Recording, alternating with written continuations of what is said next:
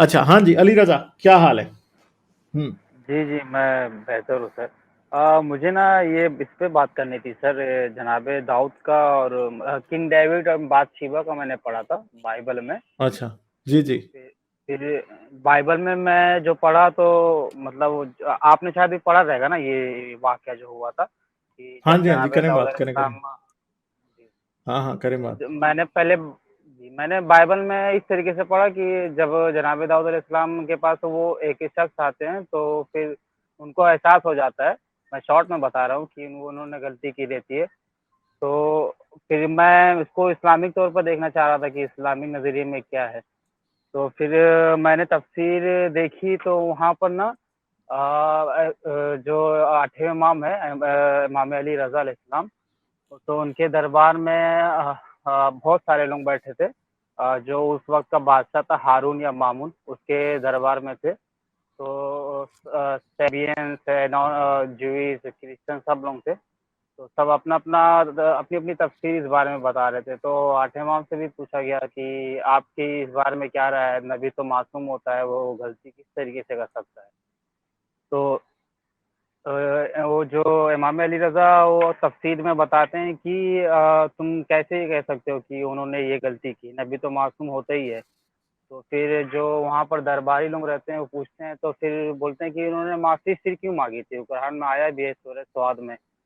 تو بولتے ہیں کہ وہ معافی اس لیے مانگی تھی کہ جب وہ شخص آیا تھا ان کے پاس تو انہوں نے نا بغیر دیکھے فیصلہ, ان کو نا یہ اس وقت ایسا لگا تھا کہ میرے علاوہ نا اس زمین پر کوئی عالم نہیں ہے. ان کو ہیلو علی رضا آپ کی آواز نہیں آ رہی. خیر میں یہ واقعہ بتا دیتا ہوں. یہ واقعہ کیا تھا جی یار. جی میں کمپلیٹ کر دیتا ہوں سر. ابھی آواز آ رہی ہے نا. ہوں تو انہوں نے نا سر جب وہ ان کے پاس آئے تھے نا تو انہوں نے بولا تھا کہ یہ جو مطلب انہوں نے بغیر ثبوت مانگے فیصلہ دے دیا تھا. تو وہ جناب داؤد علیہ السلام اس وقت نا اپنے آپ کو سب سے زیادہ عالم دین سمجھ رہے تھے. ان کو یہ تکبر آ گیا تھا. تو اس بنا پر انہوں نے اللہ سے معافی مانگی تھی. پھر اللہ نے ان کی توبہ قبول کر لی. تو اس پہلی بات طریقے تو سے یہ وہاں ہے کہ امام احمد رضا کو نا یہ پتہ نہیں تھا کہ داؤد نہیں, امام کو احمد رضا نبی. نہیں, 8ویں امام. 8ویں امام کو نا یہ بات پتہ نہیں تھی کہ داؤد کو کوئی بھی عالم دین نہیں مانتا تھا. داؤد صرف ایک بادشاہ تھا. ٹھیک ہے سمجھ گئے. داؤد کو نبی نہیں تھا اور یہودی اسے نبی مانتے بھی نہیں ہیں. کرسچنز اسے نبی بناتے ہیں اسپیشلی کیونکہ اس نے کئی جگہ پہ کوئی غمزدہ پوئٹری کی ہوئی یا زبور کی کتاب میں. داؤد ایک پوئٹ تھا, ایک سنگر تھا, ایک واریر تھا, ایک کنگ تھا, بس وہ نبی نہیں تھا. تو کرسچنز نے اس کے زبور میں کہیں پہ اس نے اپنی کہ جی میں بڑا مر رہا تھا اور فلاں ہو رہا تھا ڈھمکاں ہو رہا تھا اس کو اٹھا کے مسیح پہ لگا دیا اور کہا کہ یہ پروفٹ ہے. یہودی اسے پروفٹ نہیں مانتے. پہلی بات ہے داؤد کو. ٹھیک ہے. دوسری بات یہ ہے کہ داؤد کا قصہ کیا تھا. داؤد جب بادشاہ بن گیا نا تو اس نے اپنے لیے ایک محل بنوایا. اب اس نے محل بنوایا تو محل کی بالکنی میں چڑھا تو دیکھا ایک عورت جو ہے نا وہ نہا رہی تھی. وہ تھی بتسبا یعنی جو سلیمان بادشاہ کی ماں تھی آگے سے. ہاں ٹھیک ہے. وہ نہا رہی تھی, وہ اسے بڑی پسند آئی. اس نے اسے بلا کے اس کے ساتھ سیکس کیا اور سیکس کرنے کے بعد وہ واپس چلی گئی. پھر اس نے اسے دوبارہ بلوایا, اس کے ساتھ پھر سیکس کرتا رہا اور وہ پریگننٹ ہو گئی. جب وہ پریگننٹ ہو گئی تو اس نے آگے داؤد کو بتایا کہ میں تو تیرے بچے کی ماں بننے والی ہوں. اب جی اس کو مسئلہ ہو گیا. اس کا آدمی تھا, اس کا نام تھا اوریا ہتی اس کا پورا نام تھا. ٹھیک ہے. تو داؤد نے کیا اپنے فوجیوں کو کہا کہ جب اگلی بار جنگ ہوگی نا تو اسے جنگ میں اگلی صف میں ڈال دینا اور جب دشمن اس پہ حملہ کرے نا تو تم اسے بچانا نا. تو انہوں نے ایسا ہی کیا. انہوں نے حملہ کیا, اسے اگلی صفوں میں ڈال دیا. تو وہ دشمن نے جب حملہ کیا وہ مارا گیا. ٹھیک ہے. اب کیا ہوا جی کہ داؤد نے اس طرح سے کر کے اوریا ہتی کو مروا دیا اور پھر بتسبا سے کر لی شادی. اب جب بتسبا سے اس نے شادی کر لی تو ان دنوں میں بنی اسرائیل میں نبی تھا ناتن نبی. ٹھیک ہے. تو ناتن نبی اس کے پاس آیا. اس نے آ کے اسے کہا کہ اگر کسی شخص کے پاس 100 بھیڑیں ہوں, وہ 100 بھیڑوں کا مالک ہو, اور کسی شخص کے پاس 1 بھیڑ ہو اور وہ اس کی 1 بھیڑ چھین لے اور اس کو مار دے تو اس بندے کے بارے میں آپ کیا کہیں گے. تو داؤد نے کہا کہ اس بندے کے ساتھ تو یہ ہونا چاہیے کہ چکی کا پارٹ اس کے گلے میں ڈالا جائے, یعنی چکی والا پتھر جو ہوتا ہے نا جس سے آٹا پیستے ہیں وہ اس کے گلے میں ڈالا جائے اور اسے سمندر میں ڈبویا جائے. तो नातन नबी आगे से उसे कहता है कि फिर तू ही वो शख्स है। तो दाऊद डर जाता है ना फिर उधर, ठीक है। दाऊद ये नहीं समझता कि मैं अकेला ही आलम हूं, ये इमाम ने ऐसे ही बात गप छोड़ दी, ऐसे ही छोड़ रहा है वो बातें, ठीक है। तो अब क्या हुआ कि नातन नबी ने कहा कि अब खुदा तेरे से इंसाफ करेगा। तो खुदा ने क्या इंसाफ किया दाऊद के साथ, उसने कहा कि ये जो तेरी औलाद हुई है ना, इससे ये मर जाएगी। तो उस बेटे का नाम नहीं मुझे याद, बुत्सबा जब प्रेग्नेंट होती है उससे एक बेटा होता है, वो बेटा बीमार पड़ जाता है जैसे ही नातन नबी जाता है ना, वो बीमार पड़ जाता है। तो दाऊद जो है ना वो मातम करने बैठ जाता है, वो खुदा से दुआएं कर करके टाट पहन लेता है, रोजा रखता है और बड़े दिन वो मातम करता रहता है। लड़का ठीक ही नहीं होता, लड़का मर जाता है, ठीक है।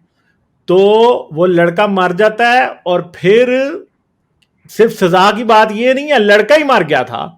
और बुत्सवा और दाऊद को असल में तो यहूदियों के कानून के मुताबिक उनके ऊपर संसार की सजा लगती थी असल में दोनों पर।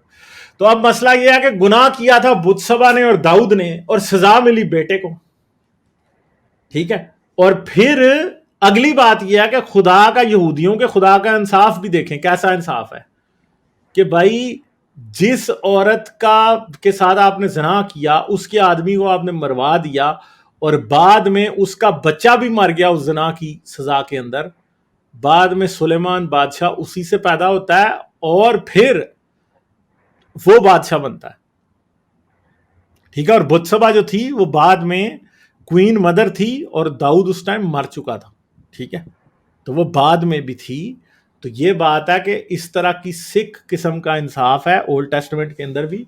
और नबियों के गुनाह तो हैं भाई, आपको पता है लाहौर में एक किसी क्रिश्चियन का कोई बुक डिपो था या पता नहीं कोई चर्च था, वहां पे एक किताब पड़ी हुई थी नबियों के गुनाह के नाम से। ये बड़ी पुरानी बात है 90s की, वो लाइब्रेरी थी या बुक डिपो था जो जला दिया गया था उस टाइम, इस बात के ऊपर कि इधर नबियों के गुनाह के नाम की किताब पड़ी है। क्योंकि बाइबल में नबियों के गुनाह हैं, दाऊद का भी गुनाह है, सुलेमान का गुनाह है। सुलेमान तो काफिर हो गया था एंड पे ना, सुलेमान जो था ना नबी, जो जिसे कहते हैं हैकल बनाई थी जिसने, आखिर पे उसने बुत परस्त औरतों से शादियां कर ली थी और वो काफिर हो गया था, वो बुतों की पूजा करने लग गया था सुलेमान, ठीक है। और उसकी भी एक पूरी हिस्ट्री है कि क्यों उसको ऐसे तारीख में लिखा गया, क्योंकि जो लावी का कबीले के लोग थे ना, जो काहिन वगैरह थे, वो सुलेमान को पसंद नहीं करते थे, क्योंकि उसने जो हारून की औलाद के काहिन थे ना, उनकी इबादतगाह और उनका हक उनसे छीन के, मूसा वालों का हक छीन के हारून की औलाद को दे दिया। जो मूसा के फॉलोअर काहिन थे ना, उसकी औलाद से उन लोगों ने सुलेमान के खिलाफ की थी बातें, ठीक है। तो ये एक बड़ी लंबी चौड़ी कॉम्प्लेक्स दास्तान है, मगर अगर ये देखा जाए मुसलमान जो है ना, वो अपने नबी के बारे में बड़े टची हैं, क्योंकि हजरत मोहम्मद ने बहुत सारे गलत काम किए हैं। मुसलमान ये साबित करना चाहते हैं कि हजरत मोहम्मद मासूम थे, क्योंकि अगर दूसरे नबियों पे क्वेश्चन उठेगा तो फिर हजरत मोहम्मद पे भी उठेगा फाइनली, इसलिए वो इस बात को डिनाई करते हैं।